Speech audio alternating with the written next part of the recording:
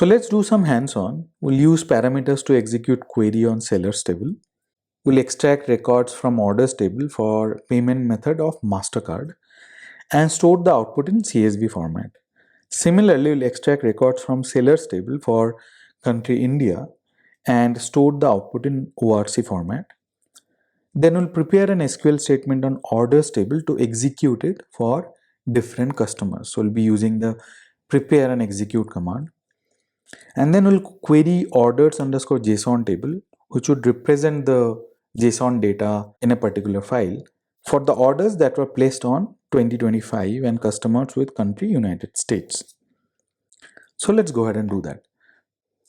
So first what I'm going to do is that we'll be creating a query with query parameters on the sellers table.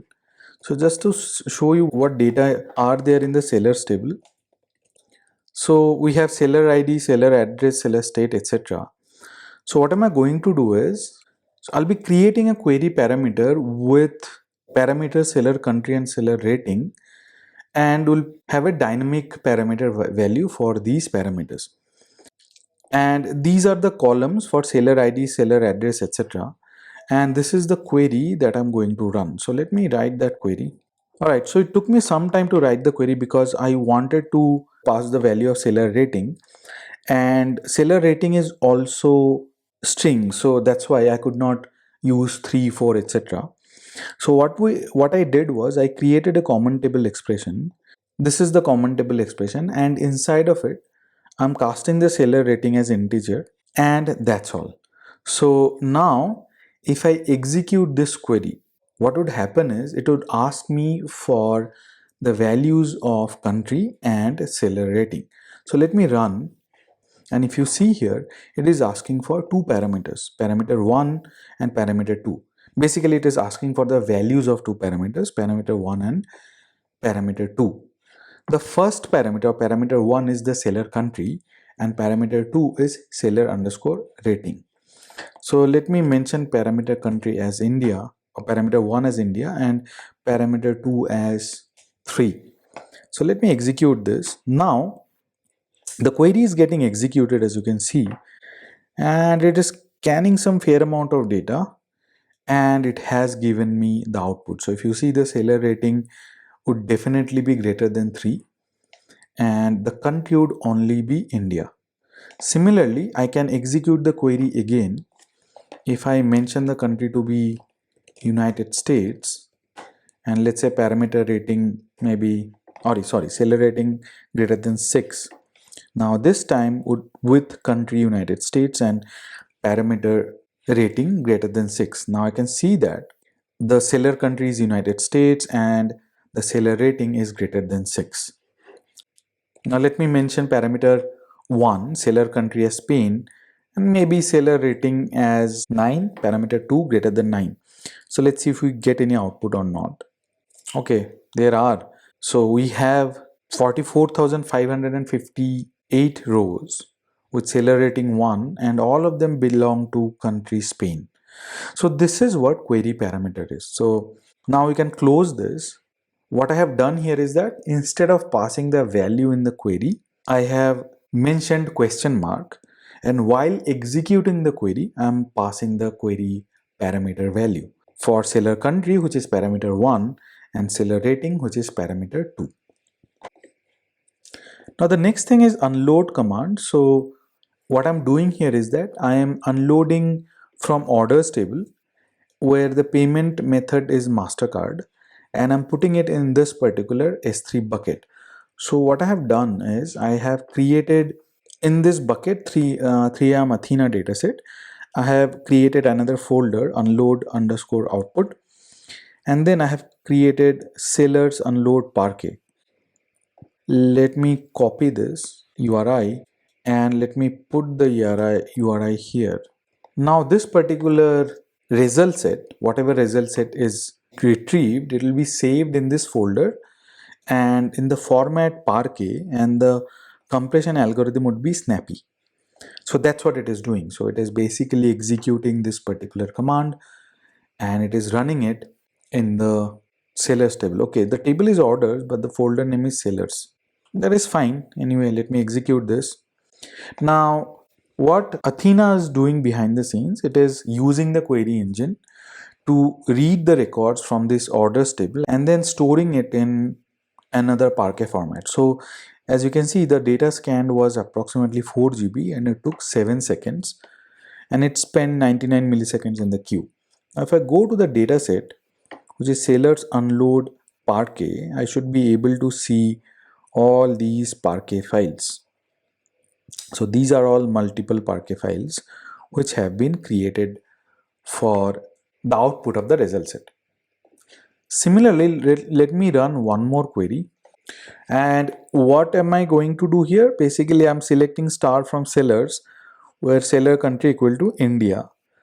And I'm storing it in this particular bucket, 3IAM Athena dataset, in the output unload output folder, and then in the subfolder sellers underscore unload underscore ORC. But these are important again because these are the parameters. I'm mentioning the parameters using the with keyword. Format would be ORC and the compression would be gzip. Now let me execute this. So now you can get an error that ORC does not support gzip compression type. So just be aware of all these. So let me mention snappy here and run it. And now approximately 11 GB of data has been scanned and took only 5.6 seconds. Okay, now let me go ahead and look at the output. So this is sellers underscore out unload ORC. Okay, so there are multiple files which have been created. So approximately 13 files and all are in ORC format. Now this is the unload command. So as I said, let's say you want to store a subset of data or run some other complex SQL statement like some aggregation queries of group by, having, sum, average, complex joins or window functions, etc. and store them in a separate file altogether so that you can run queries directly on top of it using another table. So that is the use case of unload statement. So the next one is prepare statement, but I'll be creating the prepare statement with query parameters.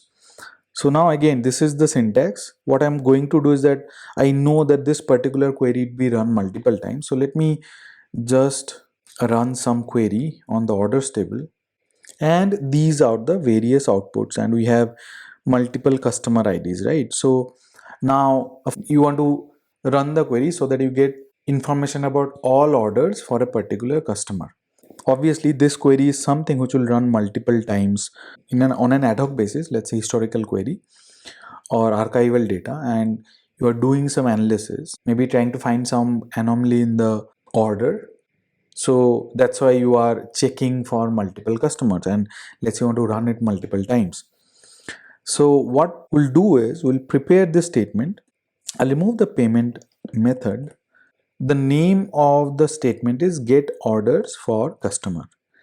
From followed by the select statement, and this is a very simple select statement. So from here to here is the select statement, and the query parameter is parameterized because I have not mentioned the value, it is a question mark. So let me execute this. The statement has been executed. Now this statement is ready. I'll execute this statement using certain parameters. Of course, I'll have to pass some value here. So let me get certain values, let's say this customer ID. And now if I execute this, I should be able to see the output for that particular customer. So there are 21 rows for that particular customer. So this customer had made multiple orders and these are all the order IDs. Now let me execute this again with a different customer ID. Let me take this one. Now as you can see, I'm just changing the value in the execute command. I'm not changing the value in the SQL statement. Now this is very useful when you use a JDBC interface or an ODBC interface or a programming interface to run queries. So what you do is use this execute statement and pass the values using this, and what would happen is that the statement, as the statement has been prepared, so the query plan would not be generated every time and you get the output like this. Finally, querying JSON data. First, let me show you that I have already uploaded a file orders underscore JSON. So inside of orders underscore JSON, there's a JSON file. So this is how the record looks like. You have order ID followed by customer ID, seller ID, then you have order date, payment method, and then customer address is basically a embedded JSON wherein we have address, zip code, city, state, country, email, and phone is an array. So this is how the structure of individual records are. So now what we have to do is that we'll have to create the table as such. For order ID, it can be string. So for the top level keys or attributes like order ID, customer ID, there's no change. But for customer address, we are mentioning it in struct. So what is struct? Struct is basically a structure which defines something like Python dictionary. So if you don't know what Python dictionary is, you can go through the Python video, or at a very high level, it is essentially a embedded object like JSON. So inside of it, we are again defining address string, zip code string, city string, and phone we are defining as array data type with string value. So this is the usage of struct. As I told you that struct is important because this is needed to define JSON data types or JSON tables. Now, one thing you might have noted that for the top level columns or attributes, we are not mentioning any struct or anything as such because we are using row format as JSON SerDe. And if we mention JSON SerDe, then it would know that, okay, at the top level, it would match order ID with order ID, customer ID with customer ID, and so on. The name should be exactly same. You cannot change it. Because you are defining the structure in the table, that's why you have to use this struct from here to here to define the embedded JSON. Now, one more thing, in the theory I had mentioned that you can use stored as JSON. That is actually not supported. So if I execute this query, it would give me error that semantic exception, unrecognized file format, stored as clause JSON. So stored as JSON is not supported. So we'll have to mention the row format SerDe followed by the JSON SerDe library, which is org apache hive hcatalog data JSON SerDe, and of course the location where the file is. But I hope the struct data type is clear, and it starts with the third bracket or the angular bracket, and inside of it you define each and every columns. And if let's say there's one more embedded document, let's say inside of it, then what would you do? Let's say technology or tech is another embedded JSON. So here also we'll mention struct, and then let's say first should be string, second string, third followed by the data type which is string. So this is how you define. This is again another nesting inside of this nesting. Of course, I'll remove it because this is not needed here. And this is how struct is basically used. Just to reiterate, now we are using struct here again to define another embedded JSON. Inside of it, I can have array also. Let's say location is an array data type and all of the elements are, let's say, integer. So we can define something like this as well. This is another nesting inside of customer address, and there we have three columns or three keys or attributes, first, second, third, followed by location. So this is how you define complex structures. And you could have used map also here, or the way I have used array, you could have used map also. Anyway, that's how you define JSON structure in your table. So let me execute this. Now I have removed the stored as, and now the table has been created, which is orders underscore JSON, which is this one. So order ID is string, customer ID is string, seller ID, order date is date, payment method is string, and customer address is a struct, as you can see here. Now let me go ahead and execute query on this particular table or orders underscore JSON. So what is the query? Let's say I want to select order ID and order date followed by the address line of the customer, and the email, and the second phone number, let's say. So I'll select order ID, order date, and then the address line, email, and second phone number, because that is the personal phone number, let's say. Now, how do you do that? If you remember the dot notation, I'll mention customer address. Inside of it, we have address, which is basically one column or attribute inside of customer address attribute. Then we want email, so customer address dot email. Then we want the second element of phone. So phone is again inside of customer address only, so we'll have to mention phone, customer address dot phone. So I'll have to use the dot notation. Now the box that I want the second phone number. Then from orders underscore JSON, and that's it.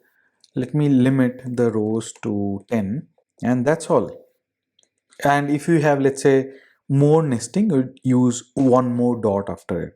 So let me execute this, and the query should return pretty okay. So order ID, order date, address. Now if you see, the column 4 is basically, there's no name here, right? Because we are using the second element. So now it has been renamed as mobile phone, and this is the personal phone. Now let's say I want to put certain where conditions. So where the country is United States. So how will you do that? Customer underscore address. So because country is inside of it, then dot country, and then let's say United States. And now if I execute this, so I had to remove the, I had to remove the limit. Now if I execute this, it will give me all the customers from United States. Okay, country is not there, so that's why let me select. This is how I put the where clause. I'm using the dot notation here as well. And if you have to use an element of an array, let's say country 0, 1, 2 can be in multiple countries, let's say, then the first element is something. So this is how it mentioned for array. Right, so again, we have got the output and the country is United States. So this is how you query JSON document. So that's all for this topic. Let's move on to the next one.